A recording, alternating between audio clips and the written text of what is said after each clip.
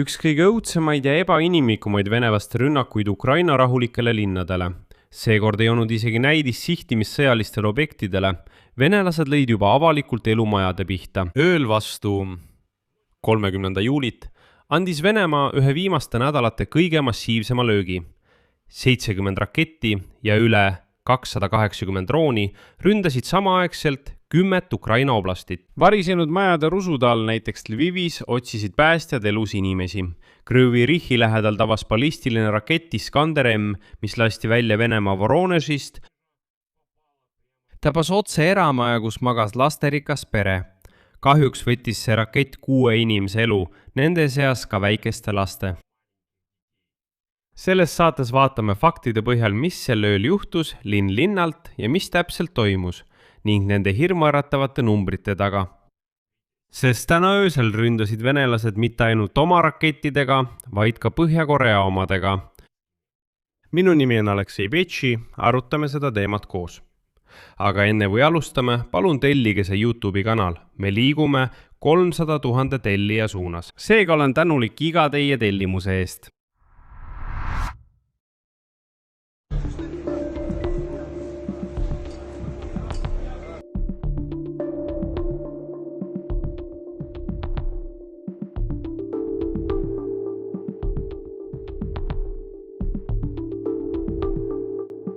Järgneb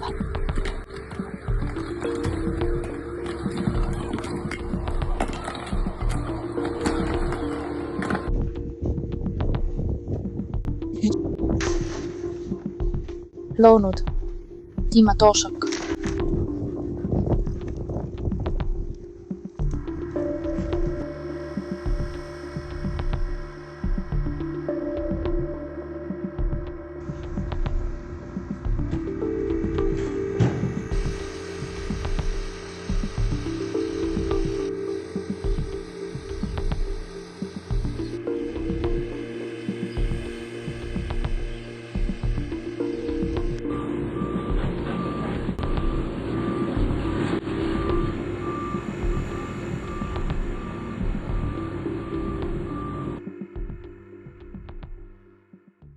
Alustame siis venelaste rünnaku üldisest ulatusest.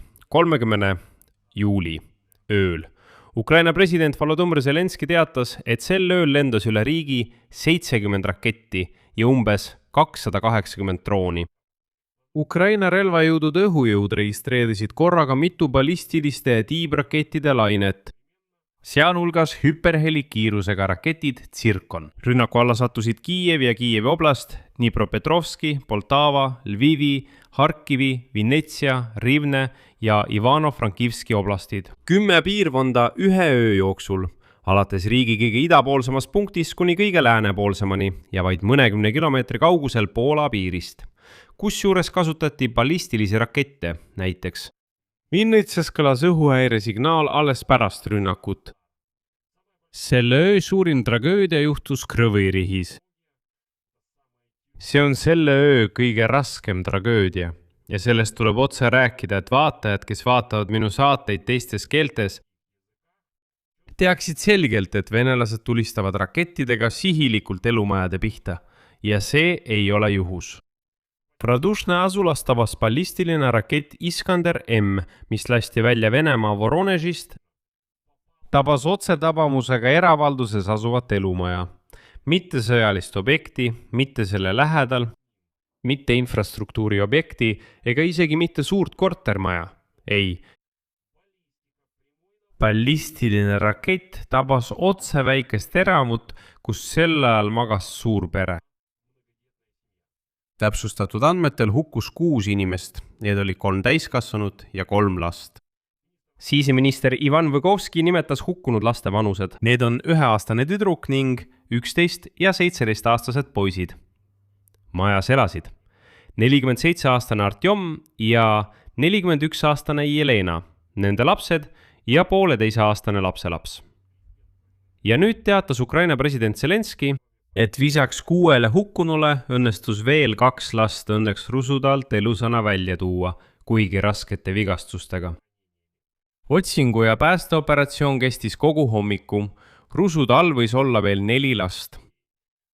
8 inimest sai vigastada, sealhulgas naaberpere, naine ja 2 last, kes päästeti rusude alt.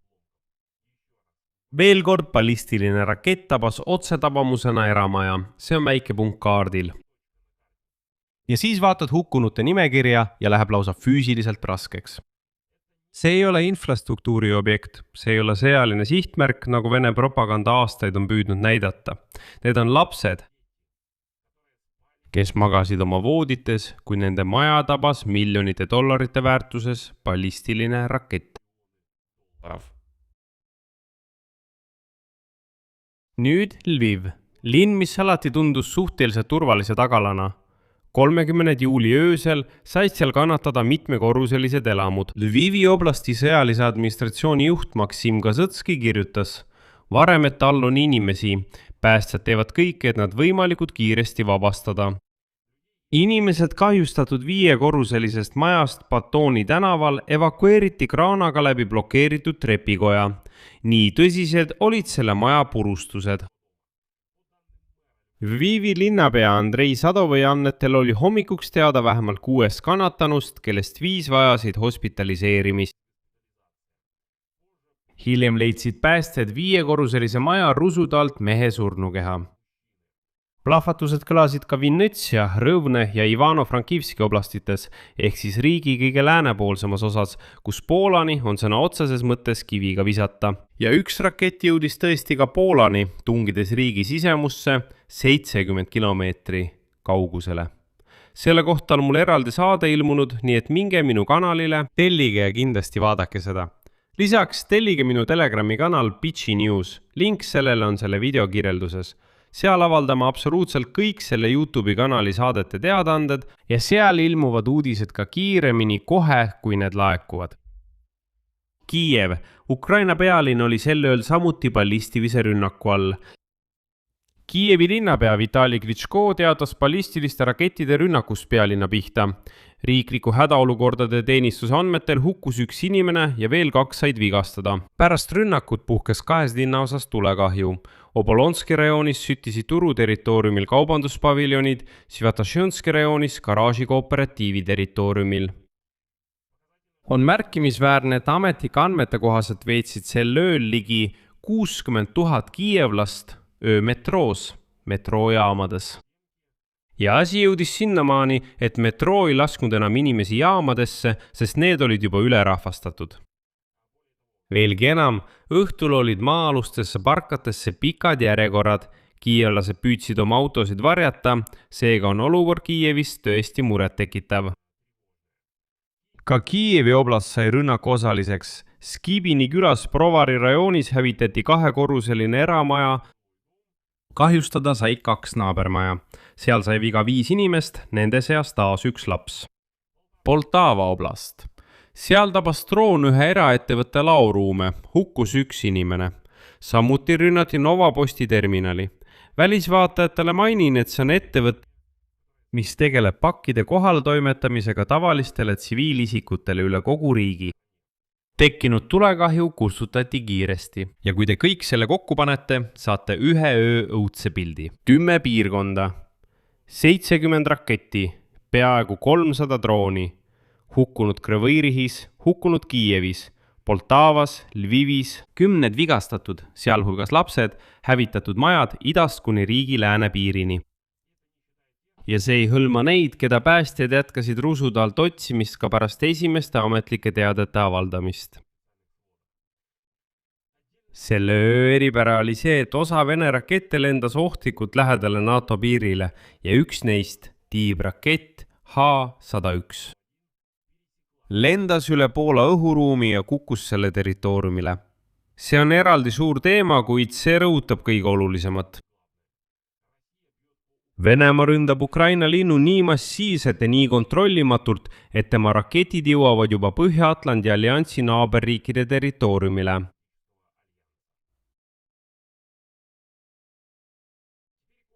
Nüüd lühidalt sellest, mis selle öö taga oli ja miks see just nii möödus. Tuletan meelde, et Volodõmõr Zelenski hoiatas juba ette, et massiivse rünnaku tõenäosus on suur. Ukraina luure fikseeris venelaste ettevalmistused ning nad valmistusid selleks rünnakuks mitu päeva. Ametlikult nimetab Venemaa pool selliseid lööke vastuseks Ukraina rünnakutele Venemaa territooriumil ning kaugmaa-operatsioonidele nende naftatöötlemise ja logistika vastu.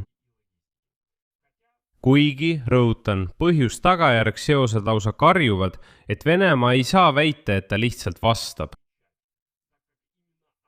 Kuna just tema oli sõja algataja ja agressor, ei saa ründaja vastata. Just Ukraina vastab venelaste barbaarsetele rünnakutele. Venelastele, kes vaatavad minu saateid, rõhutan veel kord, lihtsalt mõelge oma peas, et kui Venemaa poleks 2014 aastal Ukrainat rünnanud, kui ta poleks 2022 aastal alustanud täiemahulist sõda Ukraina vastu, ükski droon ega rakett poleks Venemaa territooriumile lennanud. Ühtegi tulekahju naftatöötlemistehastes ega Wildbergsi ladudes poleks toimunud. Seega palun, looge oma rumalates peades lihtsad põhjust-tagajärg seosed. Aga oluline on märkida, et see solvunud maniak Vladimir Putin ei valinud niisama löökide kuupäeva ja sihtmärke. See solvunud maniak saadab sellega signaali. Kui Donald Trump kohtub juba teist korda sel kuul Vladimir Zelenskiga, aga Vladimir Putiniga ei räägi isegi telefonis, siis Putin justkui ütleb, ma näitan sulle, kellega sul on tegemist. Ja siin ongi löök elumajade pihta.